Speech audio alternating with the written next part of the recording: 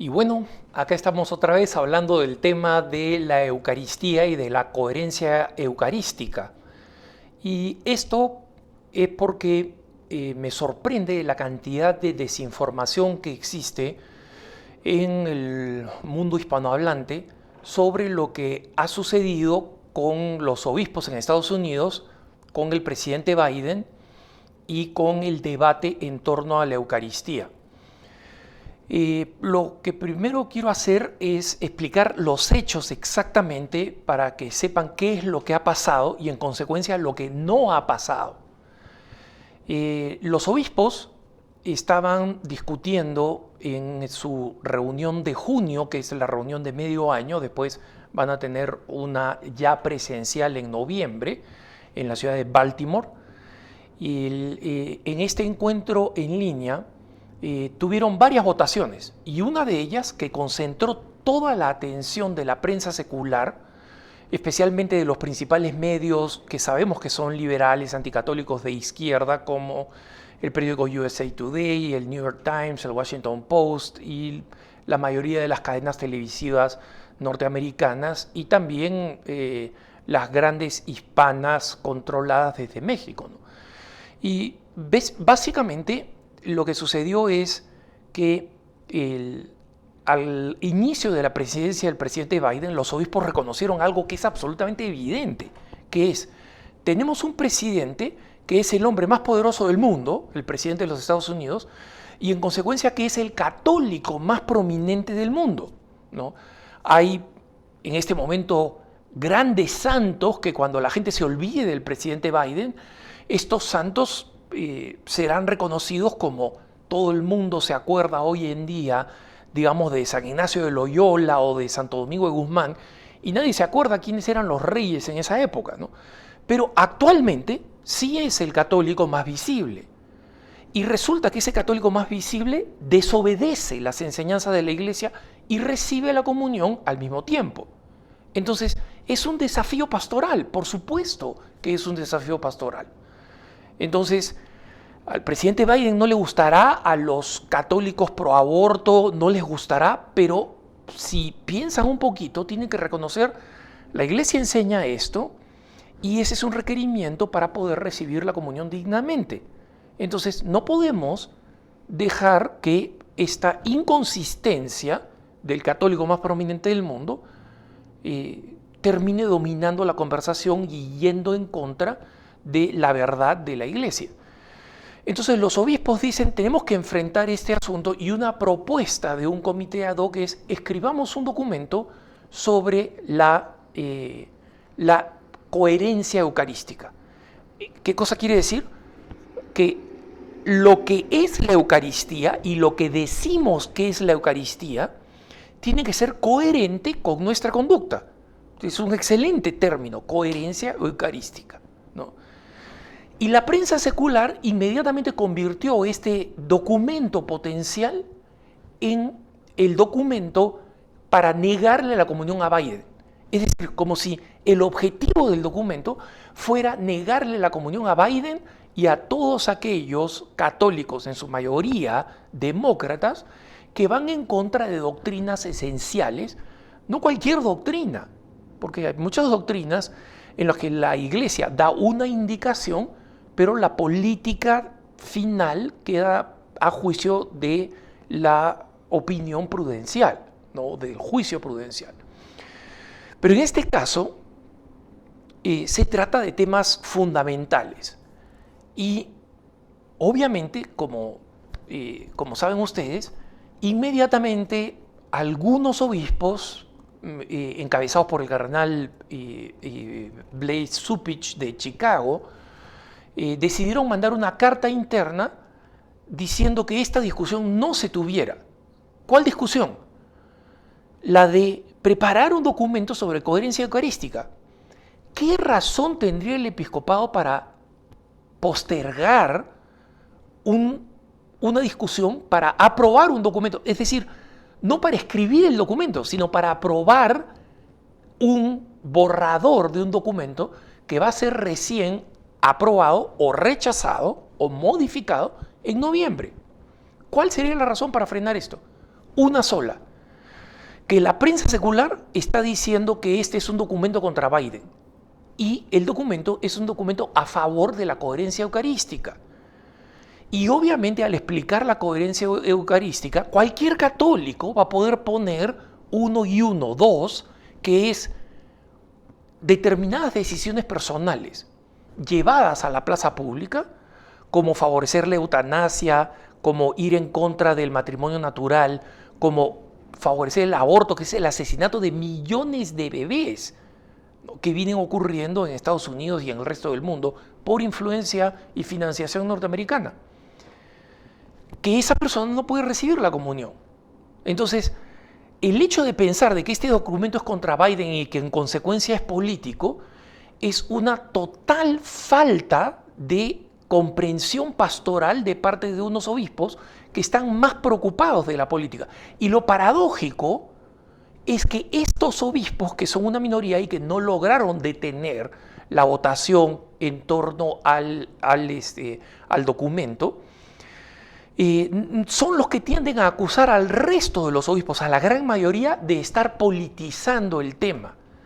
Pero no se sorprendan, hermanos, es el mundo al revés. Eso es lo que pasa con la infidelidad al evangelio. En el mundo secular, que rechaza completamente el evangelio, o en el mundo intracatólico de aquellos que utilizan el término de misericordia para justificar el total rechazo de la verdad revelada por Jesucristo, y donde básicamente los católicos terminan siendo agnósticos que van a misa, o sea, no creen en nada de lo que enseña la iglesia, creen en todo lo que va en contra de la iglesia, defienden todas las causas que son contrarias a las enseñanzas de la iglesia, y este no es un término que he inventado yo, es un término que acuñó el arzobispo Charles Chaput cuando dijo, bueno, pero ¿qué pasa con todos esos católicos que, bueno, piensan lo que se les da la gana, pero se siguen diciendo católicos, los famosos católico pero? Yo soy católico, pero no creo en...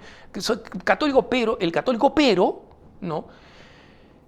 Que es, como dice el cardenal Chaput, el arzobispo Chaput, agnósticos que van a misa. No son católicos, son agnósticos que van a misa. Digo, son católicos desde el punto de vista sacramental porque han recibido el bautismo, pero desde el punto de vista práctico no juegan para la causa de la nueva evangelización, juegan en contra, ¿no? Entonces, cuando la prensa secular ha estado insistiendo, o sea, los periodistas del New York Times, del Washington Post, de USA Today, que no saben distinguir un cura de un pastor protestante, no saben dónde está la iglesia católica más cercana a su oficina, no saben nada de la iglesia, han estado comentando a un nivel de, yo he contado más de 30 artículos como si ellos fueran sabiondos de la realidad de la iglesia, no saben nada de la iglesia y han comentado qué mal la iglesia católica, cómo puede hacer esto la iglesia católica. La iglesia católica ha demostrado que no tiene preocupación pastoral, es el último artículo que he leído. La persona que le escribe, o sea, he visto cuál es todo su background y no sabe nada de catolicismo, nunca estuvo involucrada con el catolicismo, nunca estuvo involucrada con ninguna religión. Sus estudios no tienen nada que ver con teología, estudio de la religión y nada, no sabe nada. Lo único que tiene es el título de ser una columnista de opinión en el Washington Post. Y predica como si fuera el Papa. Muy mal que la iglesia haga esto, debería hacer esto, otro. El Washington Post, el New York Times publicó en sus redes sociales la foto de un ministro universalista. ¿Okay? Universalista es lo más loco que hay en el rango de los que se llaman cristianos. Son los que creen en todo y en nada, pero dicen que creen en Jesucristo. Y tienen pues su comunión, entre comillas, ¿no? Y su comunión es un bizcocho, literalmente un bizcocho así rectangular, ¿no? Y toman jugo de uva para aquellos que, digamos, no están de acuerdo con el consumo de alcohol, ¿no? Entonces, esa es su comunión todos los domingos. Y este ministro universalista, para ser ministro universalista tienes que seguir un cursito de 3 meses en la red y te dan tu título de ministro, ¿ok? O sea, comparan con la formación de un sacerdote católico. Ok, Este ministro universalista dice, muy mal que la Iglesia Católica niegue la comunión a alguna gente. Nosotros presentamos acá la comunión y se la damos a todo el mundo porque eso es lo que hizo Jesucristo. Jesucristo se la dio a todo el mundo. No hay registro de eso bíblico, ¿no? Pero, o sea, este señor que está presentando un bizcocho de $2, ¿no? Que se parte en pedacitos para el resto de la congregación, y un jugo de uva que probablemente tenga componentes químicos, como son la gran mayoría de las botellas grandes de jugos de uva que se puede comprar acá, ¿no? Y la compara con lo que nosotros creemos que es la Eucaristía, o sea, el cuerpo y la sangre del Señor. Ese es el desquiciamiento que ha habido en este tema. O sea, el mundo al revés. Nos predican los que no tienen idea de lo que es la iglesia. Nos predican los que quieren que la iglesia se vuelva lo que ellos son. Esos son los que nos están predicando. Entonces, hermanos, yo he visto incluso algunas organizaciones y algunos voceros pro vida celebrar en Twitter después de la votación de los obispos diciendo muy bien que los obispos hayan aprobado negarle la comunión a Biden y a los demócratas. Están celebrando algo que no ha pasado, porque esa no es la naturaleza del documento. ¿Y por qué?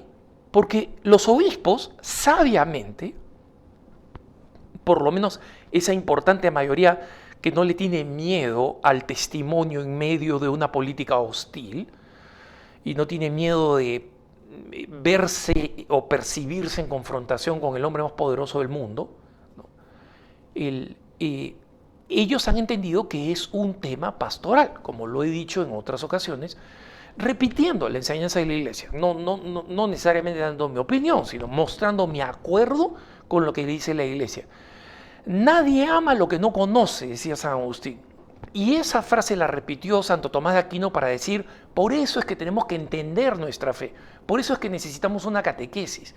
Cuando la gente no entiende bien lo que es la Eucaristía, él actúa como actúa. Yo una vez estaba en la Catedral de la Inmaculada Concepción de Washington, D.C., estaba en una misa diaria, pero con mucha gente.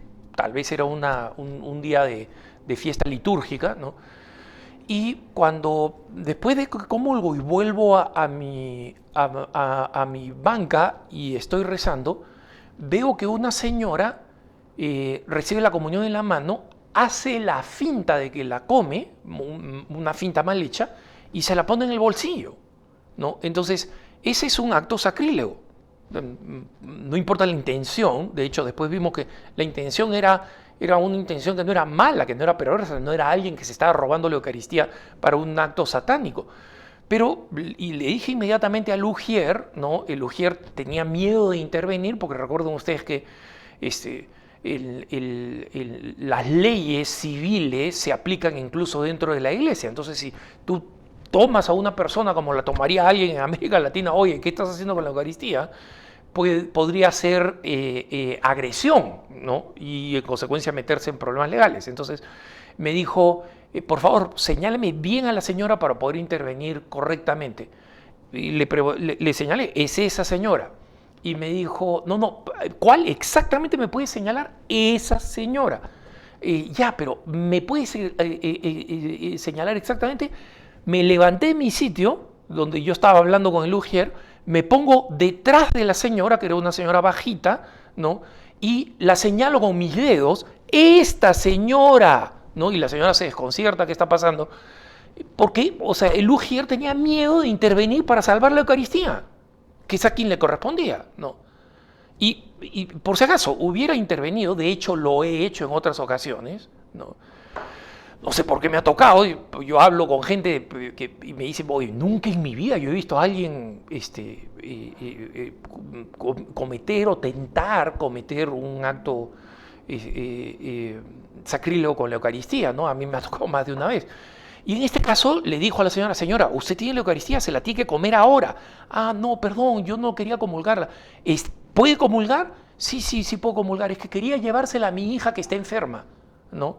Entonces, efectivamente, hermanos, la Eucaristía es una medicina, eso es cierto, pero no en el sentido en que esta señora creía que le iba a curar un resfriado a la hija.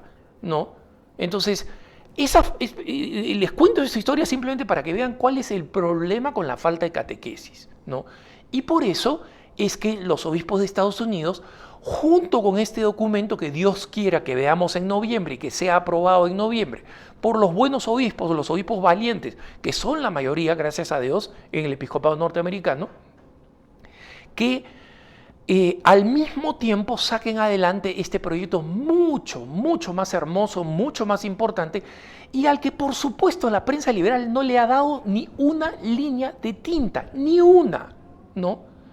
Que es el proyecto de renovación eucarística. Es decir, donde se quiere renovar la adoración eucarística, los símbolos eucarísticos, tener un congreso eucarístico en los Estados Unidos, que es una rareza. El último pasó creo que en la década de los 30, no se los aseguro porque no recuerdo bien las fechas, probablemente fueron los 20, pero, o sea, volver a tener este gran reconocimiento de la importancia, de la magnitud de la Eucaristía mediante la celebración, no mediante la polémica y la discusión política, mediante la celebración, porque ese es un concepto fundamental de la existencia de la Iglesia Católica. Lex orandi, lex credendi. Lo que rezamos, creemos. Eso que rezamos, creemos. Y por eso es importante para todos nosotros entender esa parte y apoyar a nuestros obispos cada vez que ellos expresan la importancia de la coherencia eucarística. Porque lo que está pasando es que la secularidad no solamente no se conforma con apartarse de la iglesia y denunciar y rechazar a la iglesia, sino que ahora quiere decirle a la iglesia lo que tiene que ser. Y eso es algo que los católicos de ninguna manera podemos aceptar y que tenemos que denunciar. Gracias y que tengan un buen día.